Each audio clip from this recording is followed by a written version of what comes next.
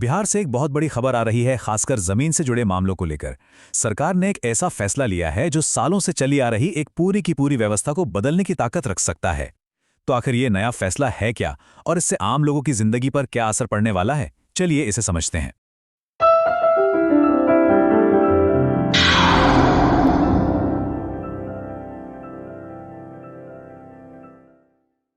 बस यही एक लाइन सरकार के नए और सख्त इरादे को बताने के लिए काफी है। ये एक सीधा संदेश है कि अब भूमि विवादों में बहानेबाजी और टालम-टोल का दौर खत्म हो चुका है। अब जो भी होगा ऑन द स्पॉट होगा। तो चलिए जरा और गहराई से जानते हैं कि ये बड़ा फैसला आखिर है क्या और इसे जमीन पर उतारा कैसे जाएगा। तो देखिए, ये बड़ा ऐलान किया है बिहार के उप मुख्यमंत्री और राजस्व मंत्री विजय कुमार सिन्हा ने।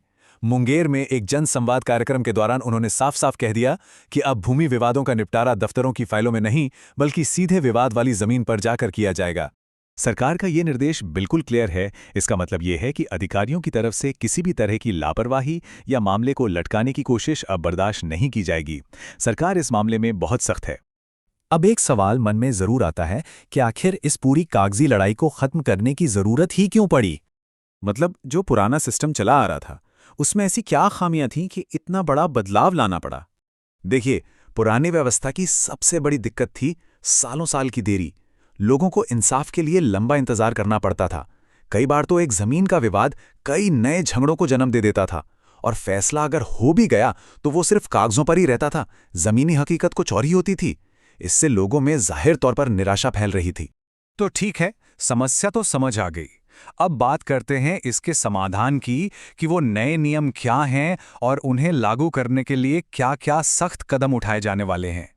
तो अब अधिकारियों के लिए एक नया प्रोटोकॉल तय हो गया है। सबसे पहले उन्हें विवाद वाली जगह पर जाना ही होगा। दूसरा, दोनों पक्षों को वहीं सुनकर मौके पर ही फैसला सुनाना होगा। और तीसरा, अगर कोई भी फर्जी कागजात दिखाता है तो बिना किसी देरी के उस पर जालसाजी का केस दर्ज करना होगा। ये बात बिल्कुल साफ कर दी गई है। जमीन के मामलों में धोखाधड़ी को लेकर अब जीरो टॉलरेंस की नीति अपनाई जाएगी। मतलब फर्जी दस्तावेजों का इस्तेमाल करने वालों पर तुरंत कानूनी कार्रवाई होगी, कोई रियायत नहीं। सरकार के कड़े इरादे यहां भी झलकते हैं। सरकारी जमीन पर अगर किसी ने अवैध कब्जा किया है तो उसे एक गंभीर अपराध माना जाएगा और ऐसे लोगों के खिलाफ सख्त से सख्त एक्शन लिया जाएगा। और इस नई पहल की जरूरत कितनी थी, इसका अंदाजा इसी बात से लगा सकते हैं कि जनसंवाद कार्यक्रमों के जरिए अब तक हजारों के तादाद में आवेदन मिल चुके हैं। ये दिखाता है कि लोग इस नई नीति से कितनी उम्मीदें लगाए बैठे हैं। ये तो हुई सरकार और अधिकारियों की बात, लेकिन इस पूरी प्रक्रिया में आम आदमी की क्या भूमिका है? अब बात करते हैं कि इस नई नीति का आम जनता के लिए क्या मतलब है। ये तुलना देखिए, बदलाव कितना बड़ा है ये साफ हो जाएगा। जहां पहले एक लंबी और थका देने वाली प्रक्रिया थी, वहीं अब लोग सीधे शिकायत कर सकते हैं और तुरंत समाधान की उम्मीद भी रख सकते हैं। सरकार अब सीधे लोगों से बात कर रही है। एक अपील की जा रही है कि अगर किसी का भी कोई जमीन विवाद है तो बिना किसी झिझक या डर के आगे आकर अपनी शिकायत दर्ज कराएं। और सिर्फ इतना ही नहीं, लोगों का हौसला बढ़ाने के लिए यह भी कहा गया है कि जो लोग शिकायत करेंगे उन्हें सम्मानित किया जाएगा।